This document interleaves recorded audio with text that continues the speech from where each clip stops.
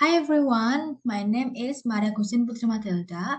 I am a member of Group 4. Today we are going to talk about social foundations of curriculum. Firstly, we are going to discuss about school versus education versus.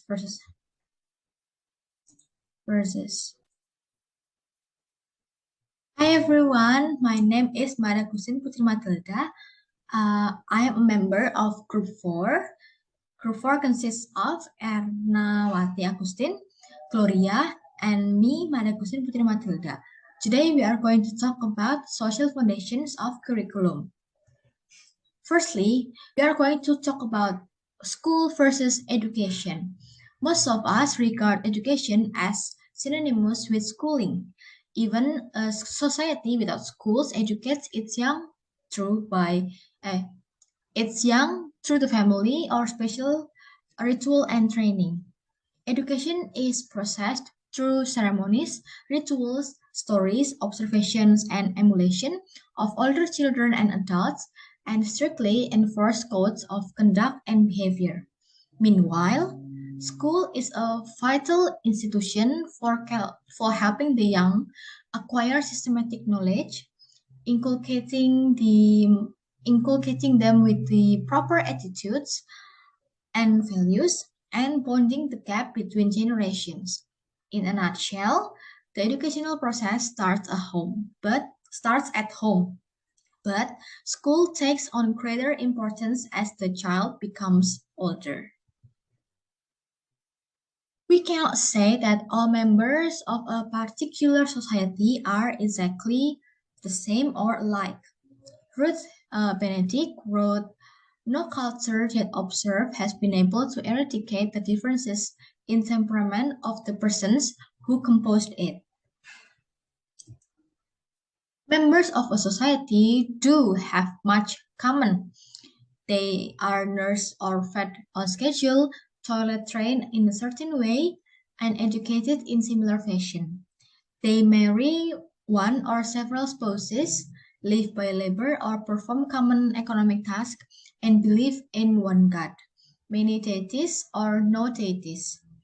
These shared experiences temper individual differences so that individuals behave in same ways.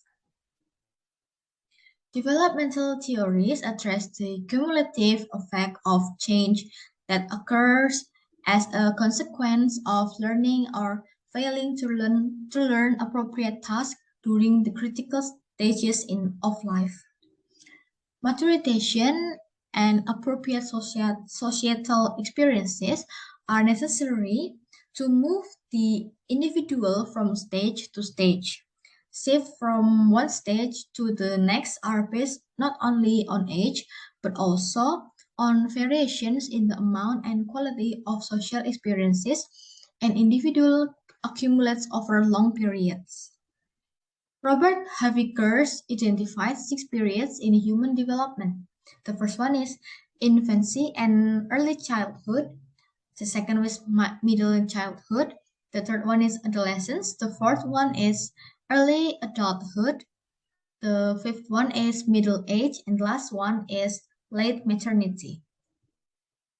Developmental tasks are defined as the task the individual must learn for purposes of healthy and satisfactory growth in our society. In other words, a developmental task is a task that arises at or about a certain period in life, unsuccessful achievement which leads to inability to perform tasks associated with the next period of stage in life. A person must learn them to be reasonably happy and successful.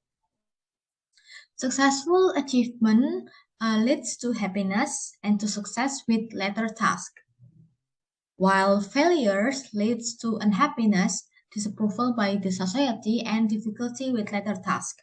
For example, in family-related developmental tasks described as finding mate, learning to live with a marriage partner, having rearing children, and managing the family home. According to Philip Phoenix, the content of moral knowledge covers five main areas. The first one is human rights, involving conditions of life that ought to prevail.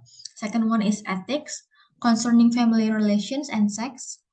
Social relationship, dealing with class, racial, ethnic, and religious group. Economic life, involving wealth and poverty. And last one is political life, involving justice, equity, and power. The way we translate moral content into moral conduct defines the kind of people we are. It is not our moral knowledge that counts, but our moral behavior in everyday affairs. This distinction between knowledge and behavior should be taught to all the students as a basis for envisioning the kind of people and society we are now and wish to become.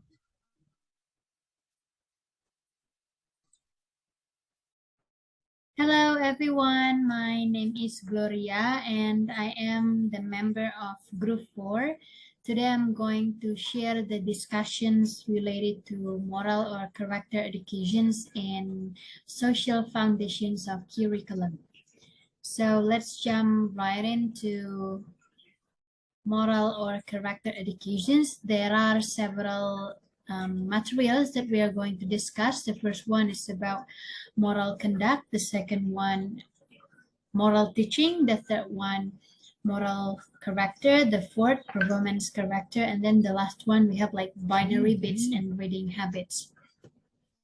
So moral or character educations involves conscious attempts to assist young learners in learning, practicing, and applying moral virtues and character habits so that will help them live moral lives on their own. And it can also help them become productive and contributing societies.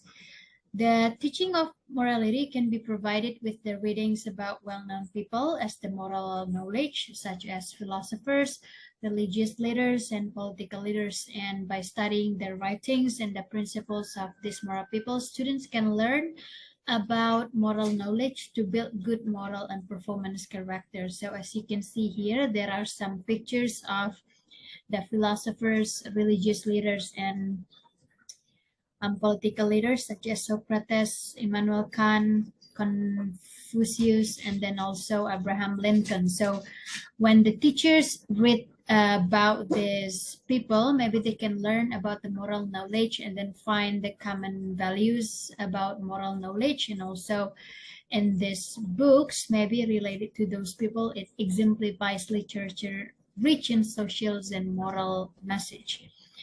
And the next one, we have the moral conduct. So according to Philip Phoenix, the most important sources of moral knowledge are society's laws and customs in courses dealing with law, ethics, and sociology. Moral conduct cannot be taught, but it can be learned by participating in daily life according to recognized standards of society. And the next one, we have moral teaching.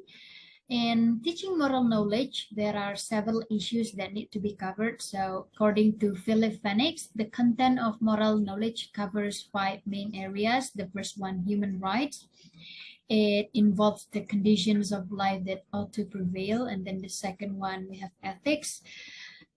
It concerning the family relations and sex. And then the third, we have social relationships. It's dealing with class, racial, ethnic, and religious groups. The fourth, we have economic life. So it's dealing with the wealth and poverty. And then the last one, we have political life. That's dealing with justice, equity, and power. So as teachers, we must involve our students in great ideas and books. So there are many great books that can be read for the students, like the well-known people, for example, the philosophers, the biography of their life, the philosophers, religious leaders, and also the political leaders. So the students can learn from their moral knowledge, there as the moral knowledge. And then the next one, we have moral character. So, can we teach moral character? Yes, the answer is yes, but it's difficult to teach because it involves attitudes and behavior that result from stages of growth, distinctive qualities of personality, and experiences. And the school leaders and teachers should adopt more moral character as matter of priority or a policy. To build more moral character, students are taught responsibility for their actions and the worth of values such as honesty, respect, tolerance, compassion, and justice. And the next we have performance character. So what's the difference between moral character and performance character? Actually, moral character, it involves the attitudes and behavior, but the performance character has more to do with internal traits of habit and mind that drive oneself to perform well rather than attitudes and behaviors towards others. Building the performance character will help the students to deal with setbacks and obstacles better. And nowadays, many schools seek to cultivate such performance character. So that's why students are taught to recognize volatile situations and use techniques like self-talk, where they put an immediate crisis in perspective by reminding themselves of the larger context. These skills and traits would help at-risk students in particular since they tend to get less support in school and at home. And the next one, let's see this one. So do you know these apps like Instagram, YouTube, TikTok, Facebook, and Twitter? I bet all of you know these applications because maybe some of you use this. And what about these books? Okay, of Mice and Men, Dr. Jekyll and Mr. Hyde, The Adventures of Huckleberry Finn, and so on. Maybe some of you know these books, but not all of these books. Maybe some of you do not know about these books. Okay, so yeah, for most people, reading has developed into a chore, especially for kids and young people. But blogging, tweeting, or texting, or maybe posting on social media is much easier and more popular. The habit of reading and simply sitting down and engaging a good book may become a lost art. And for many children, reading is sometimes stigmatized as being an uncool act carried out by uncool kids who are non-social or fat or flabby, or maybe the kids who like to sit down on the corner and then have no friends or something like that. And as a result of the decline in reading habits, many great books remain unread. So achievement problems in reading can also be contributed in summer setback, actually in some school. And there is a need to require summer school for all low achieving students starting in the first grade, and then also the school can also make books available at the end of the school year for lower income students so that they can select, borrow, and read during summer. So the purpose is to close the reading gap between skilled and unskilled readers because the ability to read is tied to academic success. Okay, and the next one we have the culture of the school. There are two main points here. The first one is conformity in class, and then the second one is coping and caring. So, some schools emphasize highly traditional goals and essential subjects, and other schools may be more progressive, emphasize student participation, and encourage music and art.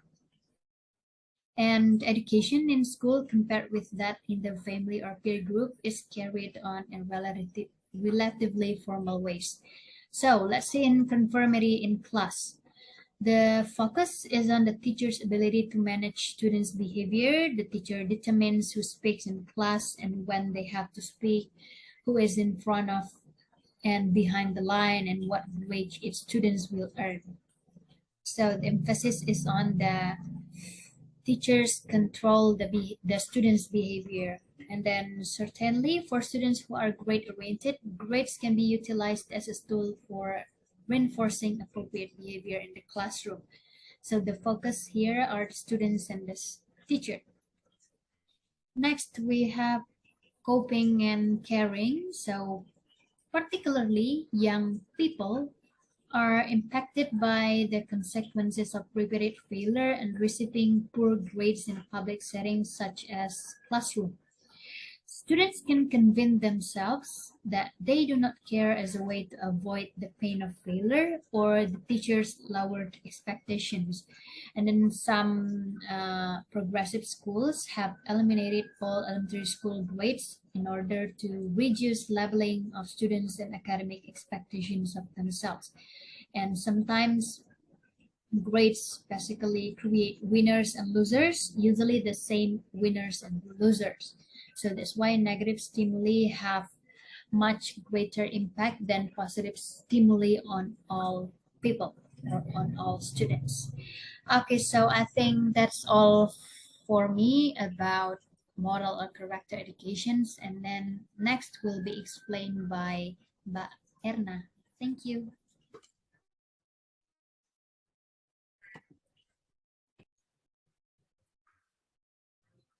Hello everyone, my name is Sarnawati Agustin. Today I will discuss about how peer, racial, and income group may affect school achievements and performance.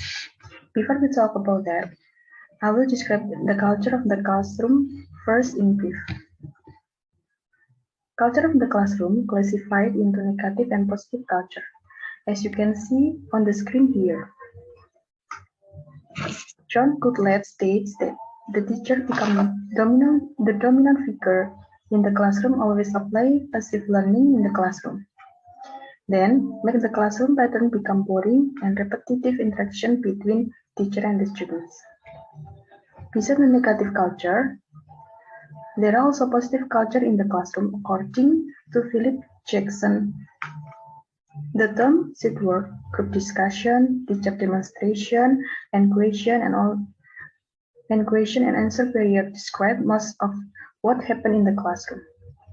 These activities build the positive relationship among the teacher, students, and the parents.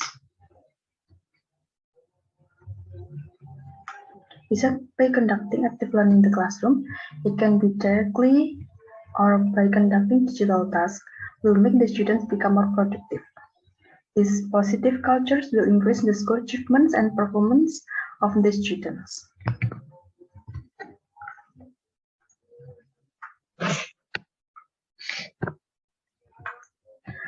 There are some factors affect school achievement and performance, such as the first is peer group, the second is racial gap, the third is income group.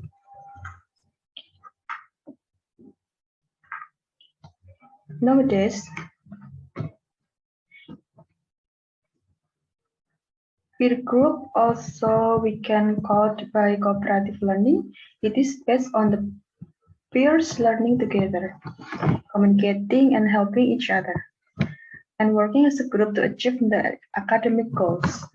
Fairness, cooperation, and equality can be learned more easily in a peer setting. Nowadays, about the racial and ethnic achievement gap need to understand, respect, and get along with the people of color. It means that spirits, inequal, colonization, and white supremacy become self-destructive in nature.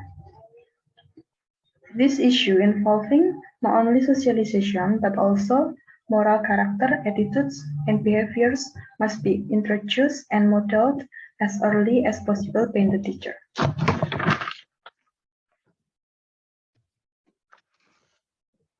Income group sometimes affect the school achievement. It is because income inequality is difficult to overcome. In fact, much of the gap happens in the home and family environment, and the schools itself actually reproduce social classes through their demographic makeup and through institutional practices. For poor students,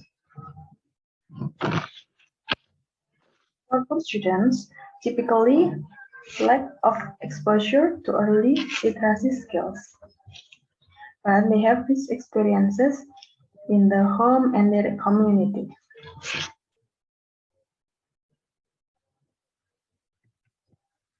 Also, for the low-income school district, the students have difficulty performing alongside their higher-income peers. According to William Pinner, curriculum should be studied from historical, political, racial, gendered, phenomenological, postmodern, autobiographical, aesthetic, theological, and international perspective. The idea is for the children in a class to feel safe, valued, and respected by building a sense of peer respect to all racial, ethnic, religion, and socio-economic classes. Responsible behavior and self-control within the classroom and schools. So to summarize the last part of that peer racial income group brings some influences in the students' school achievements and performance. Thank you.